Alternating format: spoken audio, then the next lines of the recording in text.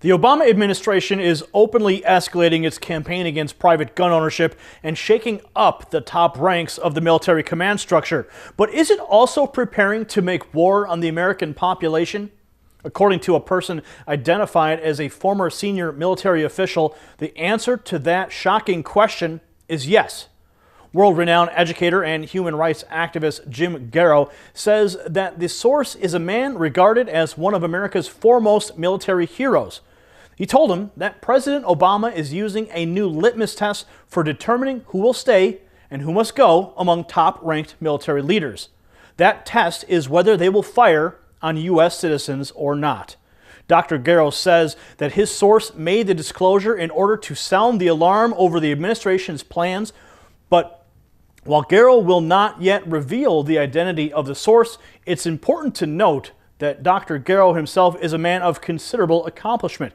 He is the founder of the Bethune Institute, which has established hundreds of schools throughout China.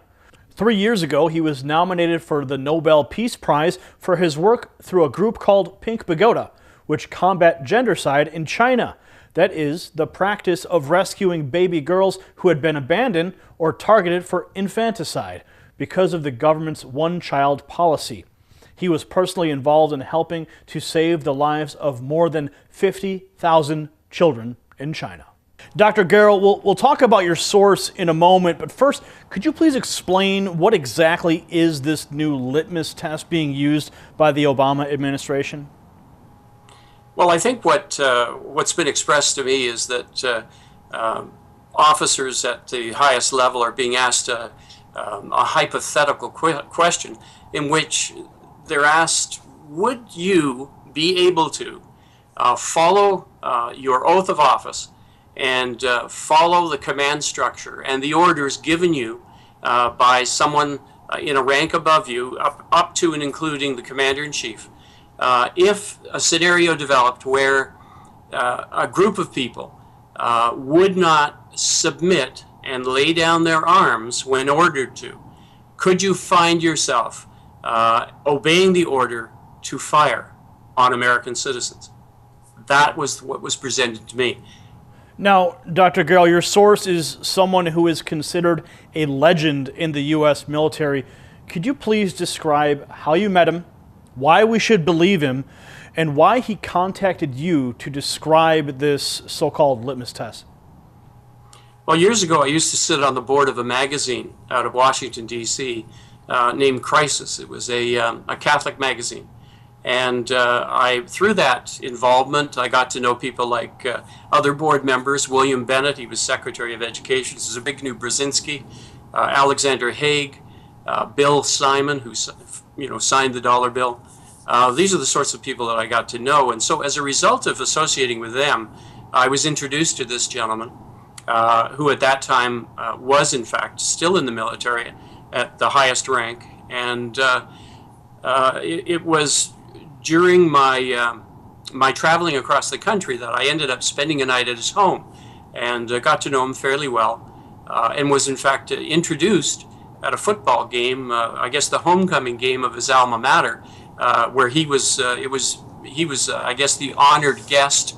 And when he got up to speak, he dragged me up to the podium with him to introduce me. He was that kind of person, not putting himself in the forefront, but always considering others. So I held him in high esteem then, and when I received a phone call from him expressing real concern about what he had just heard from an officer that he had brought into the military and encouraged to get into the military as a young man, who had also risen up high in the ranks, and explained to him that he was being forced into submitting to this litmus test, and frankly he had failed and had resigned his commission. So he had called this gentleman to let him know what had happened. And the gentleman who phoned me knew that the message needed to go out. It was a serious, what he felt, breach of the Constitution of the United States and the Second Amendment. So your source heard it from another gentleman who it was actually applied to, who then resigned his position. Yes, yes. Okay, so now let's talk about the Counterterrorism Center for a moment, because at West Point, they've published a paper identifying so-called anti-federalists as domestic terrorist threats. Do you believe that similar views inspired the Obama administration's litmus test? Well, you have to, I think you have to understand, and I know you do full well, but the audience should understand that the way Obama does things is he always speaks to his own narrative.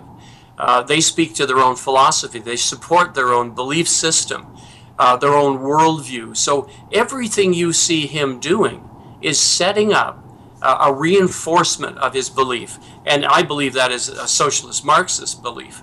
And that is what he is doing when he says, I'm going to take away your guns because look at the awful situations.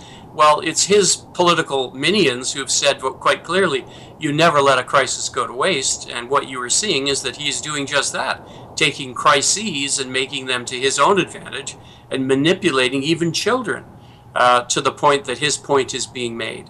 So you're saying that even in the case of Sandy Hook, he's taking advantage of those children who were brutally murdered in that grade school, and he's taking their deaths and using them to his advantage to follow through with his agenda? Yes, and the agenda is about controlling the American public. It has really nothing to do with guns, although with his obligation, the debt obligation that America has, China is quite concerned that behind every blade of grass, as Yamamoto said, there will be a gun. And they do not want to have to face the ire of the American public. I think once they understand that Obama is selling out the natural resources of the country. And by the way, these are all parts of the discussion that I had with this. And I want to get into that in a moment. I want to talk about China and the debt, because I know you have a very unique perspective on that working there. Let's talk about, from these conversations that you've had with your source, is there reason to believe that the Obama administration is actually conducting something akin to an ideological purge of the military with this new litmus test? That's the belief of this gentleman, yes. And that's what he is not afraid of, but has great concern that America is at the edge of seeing totalitarianism techniques used to cull the ranks of people who in good conscience, believe that the Second Amendment rights or constitutional rights are in fact sacrosanct. He obviously does not believe that, and his moves to date show quite clearly that he does not believe in the Constitution. So you're saying there's sort of a separating of the wheat from the chaff in the military ranks to find who will actually fire on American citizens? Is this what your source believes?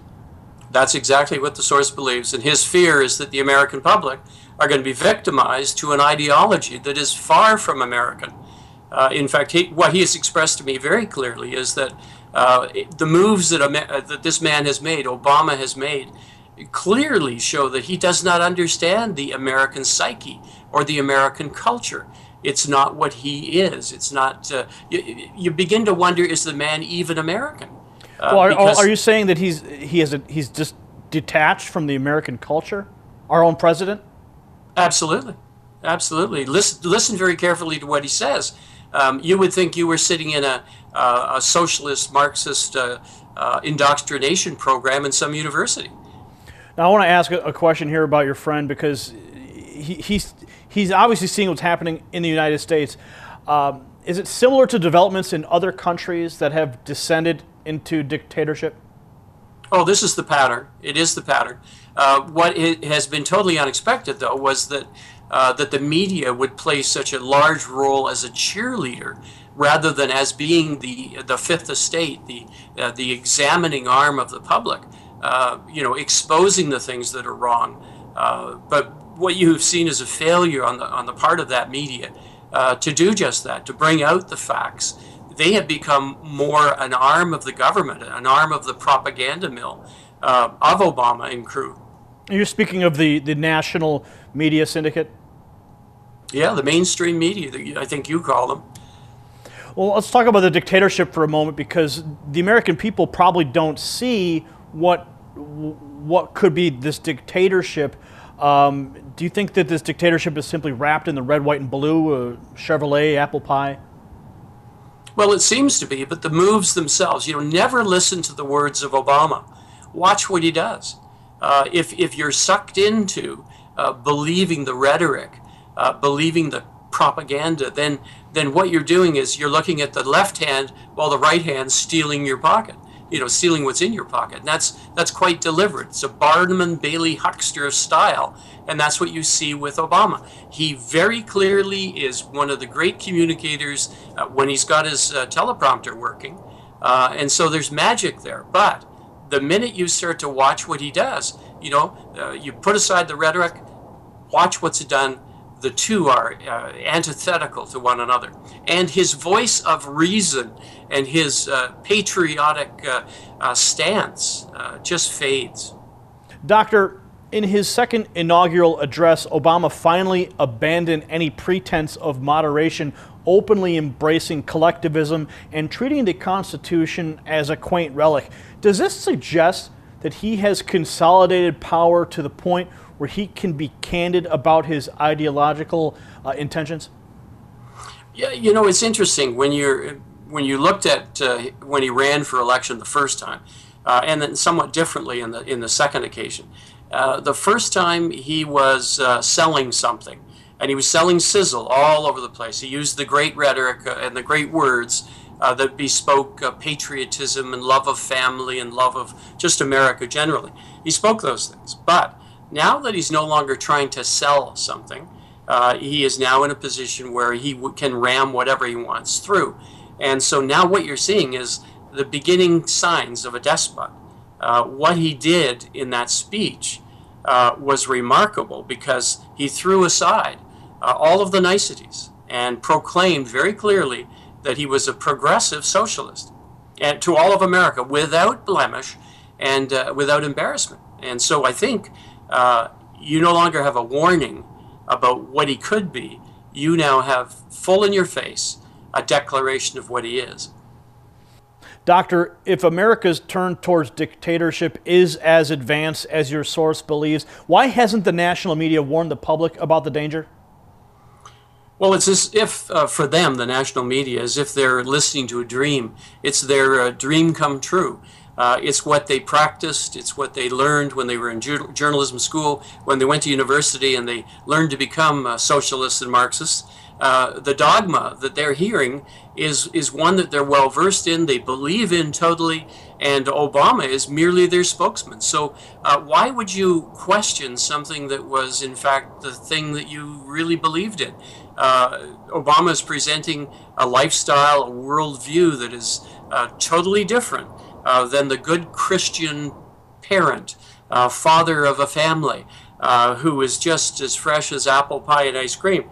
That's no longer what you're seeing. He's thrown it aside, and the cheerleaders now, instead of examining very carefully what he has said in the past, which is entirely different than what he is saying and proclaiming now, if they really examined it and showed the public that they in fact could be what they should be, the safeguarders of liberty, you'd see a different reaction.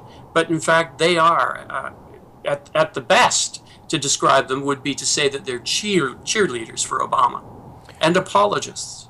In your career as an educator, Dr. Garrow, you have worked with the children of high-ranking Communist Party officials in China. You know many members of the country's ruling elite on a very personal basis. Do you see any similarities between their worldview and that of the Obama-era administration? Yes, but if this was a mutual admiration society where the communists and the socialists in China were looking at Obama and thinking, wow, isn't it wonderful that this new American leader is bringing the communist revolution to his own country? That'd be one way to look at it. But in fact, it is only Obama's view of China and the socialism there and the communism there, the collectivism, now that the word is out, progressive collectivism. In his view, that is admirable. That is something to be looked not only at, but copied and brought into being in America. But the Chinese have a totally different view of Obama himself personally, who they call Monkey Man, by the way, on the street, and they deride him. He's held as a joke. He's also looked at as a traitor because very much The communists believe in one thing: you're loyal to your country, and they see him as a traitor to his own country. So there is no respect. Obama loves China. He loves what he sees there. The Chinese do not like, in fact, they despise Obama. So the average Chinese citizen on the street believes that our president is a traitor to the United States. Yes, yes, absolutely. The ones who understand the ideology of capitalism and the ideology of a free republic, and studying the work of the founding fathers of the United States and the Federalist Papers, because they do, by the way, in their classes, take this in universities. They understand what really is America. And when they see what's going on with Obama, they see just a repetition of what has gone on in China. So there is no honor to their way of thinking in what Obama is doing. Now I want to talk about the economy for a moment, because the U.S. government has borrowed more than $1 trillion from Beijing in order to fund its operations. What impact has that had on America's domestic, political, and economic affairs? Well, now you're getting down to part of our discussion with this military leader who asked me to come forward. And his fear is that very much because, it's the piper picks the tune, and the person who holds the purse strings, the debt of America, is the one calling the shot. So China very much wants America to be disarmed. That's first and foremost. The Second Amendment is quite a problem for them, because how could they come in?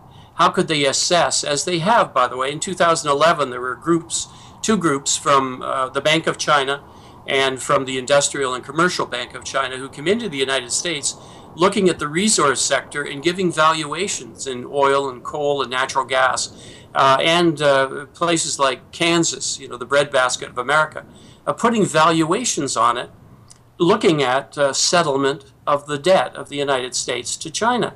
So now you're talking trillions of dollars of debt, indebtedness, and their mission at that point in time was to find out, hey, what are the values that we can place on this? Obama has allowed a number of special economic zones to be set up, very much like Shenzhen, China, with Chinese nationals. And they're there for very good reason, and at the invitation of Mr. Obama. But in the end, it is a sellout of America and American resources, because that is what China wants. It needs clean coal, which they do not have, and America has it in abundance. They need oil, which of course, is in abundance all across the United States and out into the Gulf. Now, China needs that, and the debt can never be repaid. Well, let me ask you this about, because if the debt can never be repaid, is China concerned with the American citizens rising up and overthrowing the United States government because of the Second Amendment, therefore the debt would never get paid? Well, they're afraid that the promise made to them that they will be allowed to have the resources, oil, gas, and coal, and then farming ability, that they'll be allowed to have that in exchange for payment of the debt. They're afraid that an armed American citizenry would rise up and wouldn't stand for it, and they don't want a war. I understand now. Dr. Garrow, why does your source wish to remain anonymous? Does he ever intend to go fully public with his identity? At this point in time, I don't think he does, but he's also being very careful, because the fact that this has gone out, the fact that it's become viral on the internet, for example, there are detractors, there are people who say it's false, but apart from that, there are people who are waking up. This is an encouragement to the military personnel. This is an understanding on their part that it's going to be okay to resign commissions, or okay to wait and stand firm. And that's the message that needs to go out. Doctor, with all the talk of gun grabs and states stepping up to nullify federal laws like Obamacare, do you see this litmus test as a prelude to a civil war? I think the American public, if they really knew what was going on, they would be preparing for a civil war. And Obama is quite surprised, and the socialists in Washington are very surprised. at the reaction of the American public, who have gone out of their way to armor themselves and arm themselves to an unbelievable degree. They did not think that this would take place. And so I believe that they're quite fearful that the American public is now even more able to rise up and toss off a government that is repressive or headed toward dictatorship. Doctor, with your international work in China with pinkpagodagirls.com, you've rescued over 50,000 children. How can people track your progress and support your efforts? Well, there's an ability for them to give if they feel like God is leading them to give at PayPal. If you look us up, we're Pink Pagoda LLC. Pink Pagoda LLC. If they feel that they want to do that, we don't encourage giving because we are a business and God has granted us great profitability. So we pour our resources into our work for Pink Pagoda Girls. But thanks for asking. Appreciate that.